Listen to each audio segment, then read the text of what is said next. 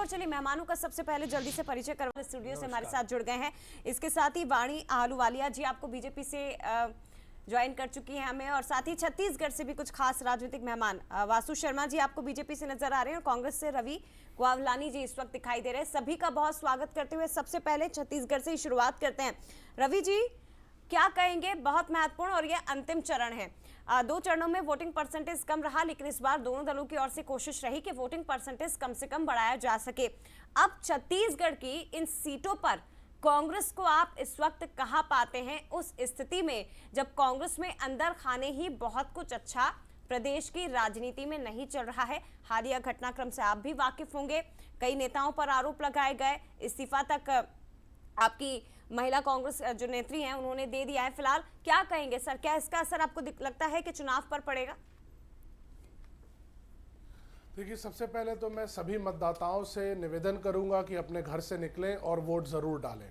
और जहां तक बात अब होती है छत्तीसगढ़ की, तो छत्तीसगढ़ की 11 सीट में पिछली बार 9 सीटें बीजेपी को मिली थी। इस बार 9 से ज़्यादा सीटें कांग्रेस जीत करके आ रही है, जिसका सबसे बड़ा कारण है पिछले 10 वर्षों में भारतीय जनता पार्टी ने बड़े बड़े वादे किए थे और एक भी वादा पूरा नहीं किया है। मैं बात व्यापारी वर्ग से शुरू करना चाहूँगा। व्यापारी वर्ग एक समय में बीजेपी का कैडर वोट रहता था, मेजर उसकी पोलिंग भारतीय जनता पार्टी की तरफ होती थी, लेकिन इस बार व्यापारी वर्ग सबसे ज्यादा नाराज बैठा हुआ है, जिसका सबसे बड़ा कारण है जीएसटी। जिस तरह से जीएसटी इंप्लीमेंट बीजेपी ने कराया, पब्लिक को, व्यापारियों को यह लगने लग गया है कि हम पूरा का पूरा पैसा सरकार के लिए कमा रहे हैं, हमारे जेब में तो कुछ आ ही नहीं रहा है। उनको अगर कुछ मिल रहा है तो वो मिल रही है जीएसटी की नोटिसेस। मेरे पास नोटिस है 200 रुपए और 100 रुपए तक के लिए नोटिसेस भेज रही है जीएसटी डिपार्टमेंट। तो व्यापारी वर्ग पूरा नाराज बैठा हुआ है।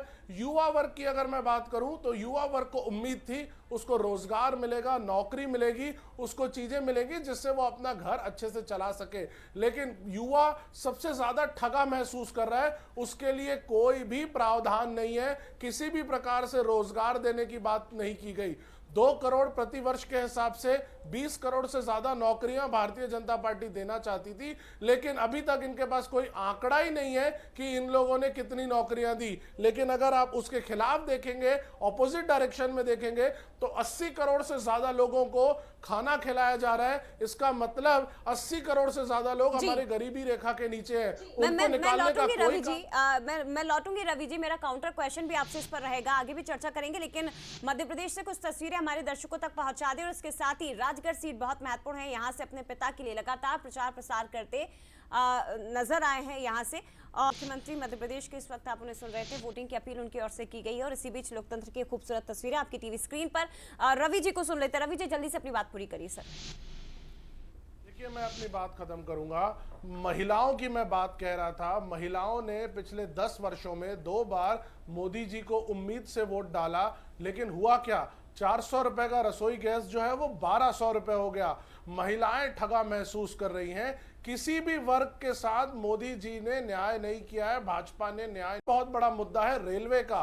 पिछले अगर 5 वर्षों में आप देखिए, हजारों ट्रेनें कैंसिल हो गई है और हजारों से ज्यादा ट्रेनें टाइम से चली नहीं रही है, लेकिन बीजेपी के सारे सांसद मौन है, एक ने भी कुछ भी नहीं किया। जनता सब देख रही है कि वो अपने इमरजेंसी के लिए टिकट बनाती है। रवि जी, लेकिन मेरा सवाल जो हाल ही में कांग्रेस के अंदर घटनाक्रम हुआ है उसको लेकर भी था, हालांकि उस पर आपने कोई प्रतिक्रिया अपनी दी नहीं। वासु जी क्या कहेंगे सर? आप दावा करते हैं कि 25 करोड़ लोगों को आपने गरीबी से बाहर निकाला है, गरीबी रेखा से ऊपर आप उनको लेकर आ गए हैं। कांग्रेस जिन 80 करोड़ लोगों को आप फ्री में आप कह रहे हैं कि राशन आप उपलब्ध करवा रहे हैं, उसे लेकर भी सवाल खड़े करती है कि आप रोजगार नहीं दे पा रहे हैं, तो आप घर बैठे आप उन्हें भोजन तक मुहैया करवा रहे हैं, आप उन्हें राशन की व्यवस्था कर रहे हैं। देखिए, कांग्रेस जो है हमेशा गरीबों की विरोधी रही है। देखिए, कांग्रेस पार्टी को पहले यह समझना पड़ेगा, क्योंकि ये कार्यकाल इनकी कांग्रेस की इंदिरा गांधी जी ने गरीबी हटाओ का नारा देश में दिया था, लेकिन उसके बाद इनकी 50 सालों तक सरकार चलती रही, एक भी गरीबी नहीं हटी। और फिर से राहुल गांधी जी कहते हैं कि हम आएंगे और गरीबी खटाखट हट जाएंगे। अरे 50 साल तक मान्यवर आपकी सरकार चली। ठीक है, की अपील की। वासु जी अपनी बात पूरी करिए सर। जी, मैं यही कह रहा था कि कांग्रेस पार्टी ने देश पे कभी कभी गरीबी खत्म नहीं की। यही प्रधानमंत्री मोदी जी के 10 साल की सरकार देखे, जैसे आपने ही बताया कि देश में पॉवर्टी लाइन का आंकड़ा जो रेशो था 29.7% था, वो मोदी जी के घट के कारण 11.78% हो गया। ये भारतीय जनता पार्टी नहीं कह रही, नीति आयोग की रिपोर्ट कह रही कि 25 करोड़ लोग गरीबी रेखा से बाहर निकले हैं। और जहां तक राशन की बात है, हमको ये देखना पड़ेगा कि कोरोना काल में लोगों के घर में दिक्कत थी, तब से राशन की योजना चल रही है और निश्चित रूप से उसको रिवाइव करेंगे। अभी गरीब जनता अगर पॉवर्टी लाइन से बाहर निकले हैं तो कुछ दिन उनको राहत देने में कांग्रेस पार्टी को क्या दिक्कत है। और दूसरी बात, छत्तीसगढ़ के अंदर तो यहाँ वर्चस्व की लड़ाई चल रही है। आपने देखा होगा किस प्रकार से राधिका खेड़ा जी और सुशील आनंद शुक्ला जी के बीच में जो कांग्रेस कार्यालय में हुआ, महिलाओं का अपमान तो कांग्रेस पार्टी का अहम हो गया है। हर महिलाओं का अपमान कांग्रेस पार्टी कर रही है। राधिका खेड़ा जी ने गंभीर आरोप लगा दिए। वो कहती हैं कि मैं राम मंदिर चले गई, उसके बाद से कांग्रेस पार्टी के अंदर भेदभाव चालू हो गया। ये पहला उदाहरण नहीं है, इसका आप पीछे भी देखेंगे तो गौरव वल्लभ ने भी यही आरोप लगाया, रोहन गुप्ता ने भी यही आरोप लगाया। और यहाँ छत्तीसगढ़ में नगमा जी आई थी कुछ साल पहले, उनके साथ भी दुर्व्यवहार छत्तीसगढ़ के अंदर हुआ था। प्रियंका चौधरी राष्ट्रीय प्रवक्ता थी, उनके साथ भी उन्होंने क्या बोल के गया, देश की जनता जान रही है। और मैं ये उसमें बेरोजगारी और उस पर बात कर रहे थे हमारे भाई, और महंगाई में बात कर रहे थे। मैं आपको एक छोटे से मैं चुनौती देता हूं रवि भाई को, अगर आप बता दें कि पिछले 10 आपके कोई भी कार्यकाल में महंगाई 5% से नीचे रही हुई, एक भी साल ये बता देंगे तो मैं मान जाऊंगा। इन्फ्लेशन रेट 3% से कभी कम रहा हो कांग्रेस के शासनकाल में तो मैं मान जाऊंगा। ये केवल दिग्भ्रमित की राजनीति कांग्रेस पार्टी करती है। मैं रोजगार पे आ जाता हूं।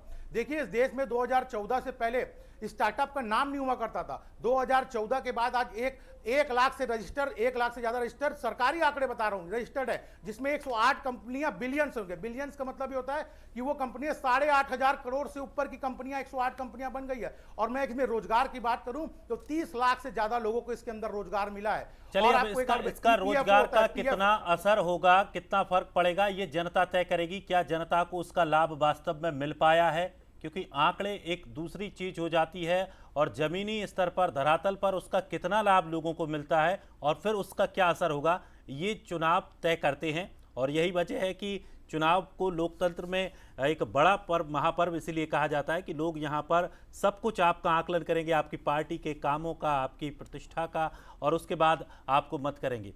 चलिए, मध्य प्रदेश से भी मेहमान हमारे साथ बने हुए हैं, जरा हम उनसे भी चर्चा कर लेते हैं क्योंकि उनको काफ़ी वक्त यहाँ पर हो चुका है जया, और काफ़ी देर से वो इंतजार में बैठे हैं। चलिए सिद्दीकी साहब, किस तरह से देख रहे हैं? 9 सीटें हैं, काफ़ी महत्वपूर्ण हैं, कितनी बड़ी चुनौती कांग्रेस के लिए? देखिए, बहुत आशान्वित है ये चुनाव हमारे लिए, और इंडिया गठबंधन जो है उसका रथ लगातार ऊपर की तरफ बढ़ रहा है। भारतीय जनता पार्टी जिस तरीके से मुद्दे बदल रही है, बार बार मुद्दे बदल रहे हैं, और इनके पास अब कोई ऐसा मुद्दा नहीं रह गया जिस मुद्दे को लेकर ये चुनाव लड़े। आप देखिए, दोनों पार्टियों के बीच में फ़र्क देखिए कि एनडीए और इंडिया गठबंधन में क्या फ़र्क है। तो इंडिया गठबंधन ने शुरू से 6 गारंटी, 6 न्याय की बात शुरू की, और वो अपने जिन मुद्दों को लेकर हम शुरुआत से चले थे, उन्हीं मुद्दों को लेकर हम आज भी चले हैं। लेकिन भारतीय जनता पार्टी शुरू हुई थी विकसित भारत, 5 ट्रिलियन इकोनॉमी, 400 पार, अब की बार 400 पार, अब ये भूल गए। अब उसके बाद पता नहीं कहाँ क्या शुरू हो गए, बहकी बातें कर रहे हैं कि एक कांग्रेस आएगी, वो 2 भैंस होगी तो 1 भैंस ले जाएगी, और एक वो एक्सरे मशीन लाएगी कांग्रेस, और वो आपके घर में रखे हुए नोट हैं वो नोट ले जाएगी। तो मतलब अब जो भारतीय जनता पार्टी है वो जिस मुद्दे से शुरू हुई थी, अब आज वो बहकी बातें कर रही है। अभी भी वासु जी इतनी बातें कर रहे थे, लेकिन 10 साल में अपनी उपलब्धियां नहीं बता पाए कि क्या हमारी उपलब्धियां रहीं, कौन सा हमने काम किया। और वासु जी, आपको एक चीज़ और काम की बता दूं, 2013 में मनमोहन सिंह की सरकार ने खाद्य सुरक्षा अधिनियम पारित किया था, फूड सिक्योरिटी बिल, ठीक है। और हम 90 करोड़ लोगों को जो है फ्री में राशन देने की जो है हमने योजना बनाई थी। 1 रुपये किलो लिया जाता था ताकि उसका हिसाब मेंटेन किया जाए। मोदी जी ने कुछ नहीं किया, 35 रुपये की छूट दे दी, जिसको वो आप हमारे यहाँ के मुख्यमंत्री हैं मोहन यादव जी, वो कहते हैं फोकट का राशन। तो हम फोकट का राशन जनता नहीं ले रही है, जनता अपना टैक्स देती है और टैक्स के बदले में वो आपसे राशन ले रही है। और आपके पास ऐसा अभी कोई मुद्दा नहीं है जिस मुद्दे को लेकर आप चुनाव में चले जाएं। अब तीसरे चरण के बाद आप देखना और बौखलाएंगे और बहकी बातें करेंगे। हमारे कौन से घोषणा पत्र में लिखा है कि कांग्रेस जो है 2 भैंस होगी तो 1 भैंस ले जाएगी? आप बताइए, कब हमने सोने चांदी, कांग्रेस की सरकारें 55 साल रही, कब हमने सोने चांदी की बात की? हम तो कह रहे हैं महिलाओं को 8,500 रुपये महीना देंगे, युवाओं को रोजगार देंगे, 5 ट्रिलियन इकोनॉमी की आप बात करते हैं, और 30 लाख जो आपकी सरकारी पद है केंद्र सरकार के, वो आप भर नहीं सकते क्योंकि आप तनख्वाह नहीं दे सकते लोगों को। 16 लाख करोड़ आप 22 लोगों के माफ करते हैं, किसानों के 16,000 माफ नहीं करते। चलिए, आप आपकी सरकार जो है 3100 रुपए धान के थे, देना छत्तीसगढ़ में 3100 रुपए धान के, हम यहाँ मध्य प्रदेश में भी मांग रहे हैं।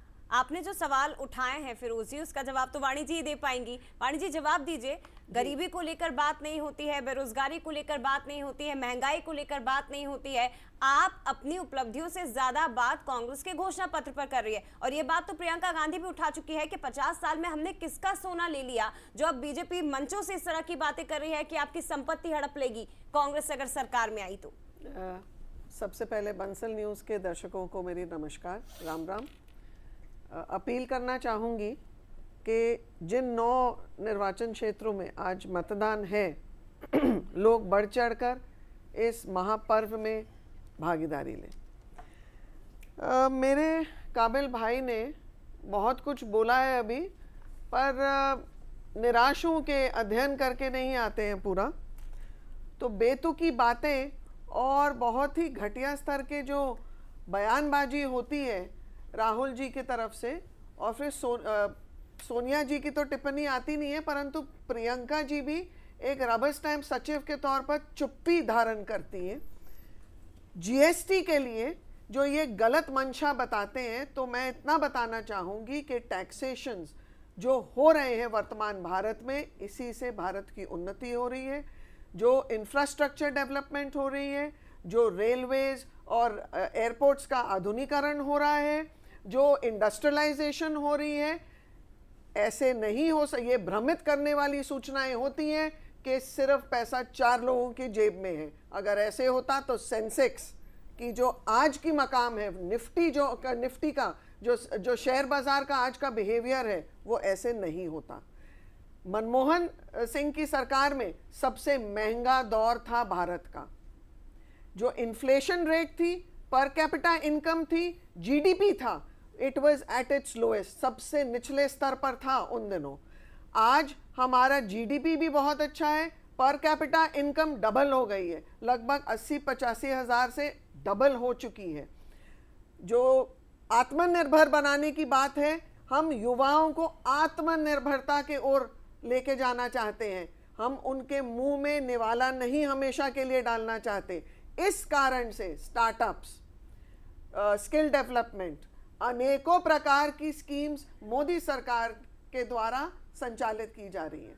और मोदी सरकार, मोदी जी एक ऐसा नेता जो बेदाग है, जिसने भारत की कायाकल्प बदल दी है पिछले 10 वर्षों में। ये इंडिया अलायंस की बात करते हैं तो इनके पूरे अलायंस में हर एक नेता के ऊपर एक ना एक केस है, यहां तक सोनिया और राहुल भी बेल पे बाहर हैं। ऐसे कोई नेता नहीं है इंडिया अलायंस में जिनके ऊपर कोर्ट केसेस ना हो, भ्रष्टाचार के आरोप ना हो। और आज कांग्रेस इतनी बड़ी बड़ी बातें कर रही है, तो 2014 और 19 के मुकाबले कितने सीटों पे लड़ रही है कांग्रेस, जो ये दावा करते हैं कि सरकार बनाएंगे और भाजपा पीछे। चलिए वाणी जी, जनता को पता है नहीं पता है, कितना सरोकार रखते हैं नहीं रखते हैं, ये कहना तो बहुत मुश्किल है। लेकिन सागर जिला हाल ही में कांग्रेस मुक्त भी हुआ, यहाँ से जो एकमात्र विधायक थी कांग्रेस की, वो बीजेपी में शामिल हो चुकी है। तो क्या इसका इफेक्ट भी मतदाताओं के मन में, जहन में दिखाई देता है, नहीं देता है, देखने वाली बात है। इस पर भी आगे चर्चा करेंगे, लेकिन 10 तस्वीरें लगातार आप तक हम पहुंचा रहे हैं। छत्तीसगढ़ की कुछ तस्वीरें हैं, वो जल्दी से आप तक पहुंचाते हैं। देखिए 8 तस्वीरें इस वक्त आप देख रहे हैं। दुर्ग, पेंड्रा, रायगढ़, अंबिकापुर, बलरामपुर, कोरबा, बिलासपुर और इसके साथ ही रायपुर बहुत महत्वपूर्ण है। हालांकि चुनाव आयोग की, निर्वाचन आयोग की जो तमाम तैयारियां हैं, उसी से जुड़ी हुई ये तस्वीरें सुबह सुबह की, जब रवाना हो रहे थे तमाम मतदाता, तमाम मतदान कर्मी अपने अपने केंद्रों की तरफ, और चुनावी तैयारियों के बीच ये इस वक्त महत्वपूर्ण तस्वीरें अलग अलग हिस्सों की है। छत्तीसगढ़ की कड़ी सुरक्षा व्यवस्था के बीच छत्तीसगढ़ के अभी भी कुछ हिस्सों में मतदान हो रहा है। और ये भी जानकारी आपको दे दें कि आज आखिरी लड़ाई है छत्तीसगढ़ की, यानी कि तीसरे चरण में यहाँ की 11 सीटों पर मतदान कंप्लीट हो जाएगा। बिल्कुल, और जिस तरह से ये तस्वीरें आप देख रहे हैं, काफ़ी उत्साहित करने वाली ये तस्वीरें हैं। कितनी मेहनत ये लोग करते हैं, तब जाकर ये चुनाव का जो एक बड़ा प्रक्रिया है वो पूरी संपन्न हो पाती है। चलिए वोटिंग प्रतिशत पर नज़र डाल लेते हैं कि अब तक कितने प्रतिशत वोटिंग हुई है और कहां क्या कुछ स्थिति है वो भी हम आपको बताएंगे।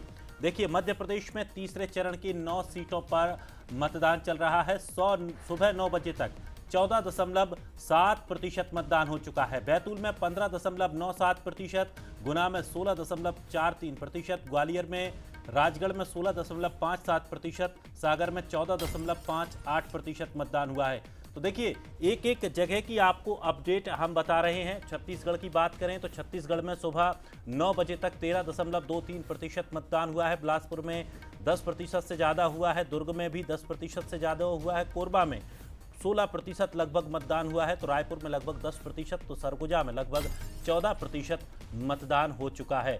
देखिए, सुबह सुबह अभी 2 से 3 घंटे का वक्त बीता है, 2.5 घंटे, पौने 3 घंटे का वक्त बीता है। लेकिन अगर इस तरह के जो नतीजे सामने आ रहे हैं कि इतना मतदान अगर इस स्थिति में, इस स्पीड में हो रहा है, तो निश्चित तौर पर अच्छे संकेत हैं। लेकिन चूंकि गर्मी का मौसम है, मौसम विभाग पहले ही कह चुका है तेज गर्मी का असर देखने को मिलेगा। तो अगर जैसे ही समय थोड़ा सा आगे बढ़ेगा, वोटिंग पर फर्क पड़ेगा। लेकिन सुबह का वक्त है तो अच्छे प्रतिशत अब तक मतदान हो चुका है। बिल्कुल। और चलिए, मेहमान हमारे साथ जुड़े हैं, उनसे जरा रिएक्शन ले लेते। फिरोज जी, मतदान प्रतिशत को लेकर इस वक्त क्या उम्मीद है? क्योंकि जितना हम समझ रहे हैं सर, आप तो हमसे ज्यादा ही जानते होंगे जाहिर तौर पर, तो अभी तक 10 बजे का जो मतदान प्रतिशत है वो थोड़ा अच्छा दिखाई दे रहा है पिछली बार 2 चरणों के मुकाबले। देखिए, सुबह सुबह लोग आ रहे हैं मतदान के लिए, लेकिन बीच में जब गर्मी पड़ती है तो लोगों का जरा लोग कम निकलते हैं।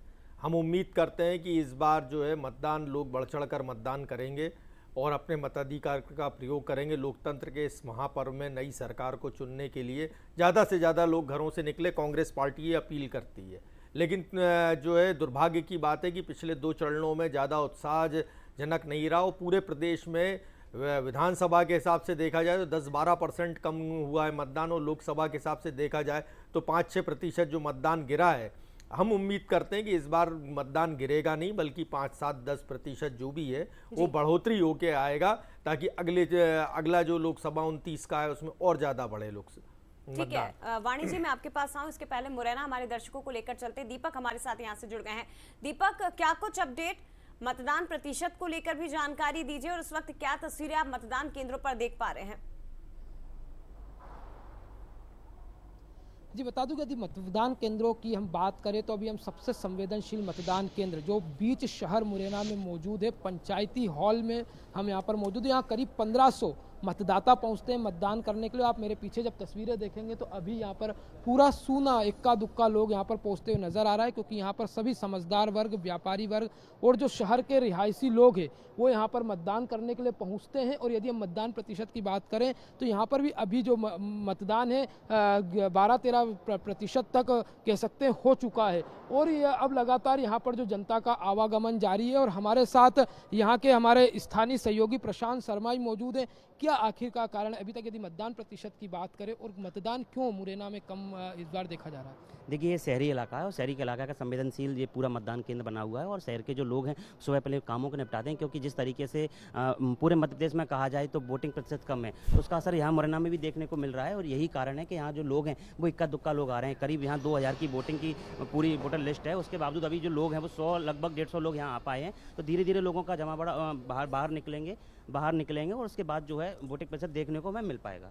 और बहिष्कार की भी बात आ रही है जगह जगह से, कहाँ से आपको अभी तक सूचना? देखिए, अभी जो सूचना हमें मिली है, सूचना हमें सोमावली विधानसभा के दड़ीखेड़ा गांव में मिली है, जहां स्कूल ना होने के कारण लोगों ने बहिष्कार किया था। कल शाम को भी किया था, हालांकि प्रशासन वहां पहुंचा था, उनको समझाइश दी थी, लेकिन वहां वो लोग नहीं माने और आज फिर सुबह ही उन्होंने मतदान करने का बहिष्कार दिया। सामूहिक रूप से लोगों ने वहाँ इकट्ठे हुए हैं, पंचायत लगा के बैठे हैं, और जब तक प्रशासन का अधिकारी कोई वहाँ मौके पर नहीं पहुंचेगा, उनको समझाइश नहीं देगा, तब तक वो उठने वाले नहीं है और मतदान नहीं करने वाले हैं। तो जया, ये पूरी स्थिति अभी मुरैना क्षेत्र में बनी हुई है। और अलग अलग यदि हम क्षेत्रों की बात करें तो कहीं लोग पहुंच रहे हैं मतदान देने के लिए, और कहीं लोगों ने बहिष्कार की भी बातें सामने आ रही है। और ये बहुत चिंताजनक है दीपक, अगर मतदान का बहिष्कार किया जाता है। लोग देखिए, मतदान का बहिष्कार क्यों करते हैं? इसीलिए करते हैं क्योंकि उन्हें सुविधाएं नहीं मिलती, आश्वासन राजनीतिक दलों की ओर से दिया जाता है, लेकिन वो आश्वासन जब पूरा नहीं होता है, जब उम्मीदें पूरी नहीं होती है, तो फिर परेशान हो जाते हैं लोग, और फिर ऐन वक्त पर ये कहते हैं कि हमें तो किसी को भी नहीं चुनना है। हालांकि उन लोगों के लिए नोटा का एक ऑप्शन जरूर होता है,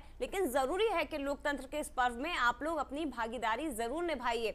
नहीं पसंद है आपको अपने क्षेत्र का प्रत्याशी, तो आप भले ही नोटा का ऑप्शन चुन सकते हैं, लेकिन बहुत जरूरी वाणी जी इस पर एक रिएक्शन दीजिए मैम।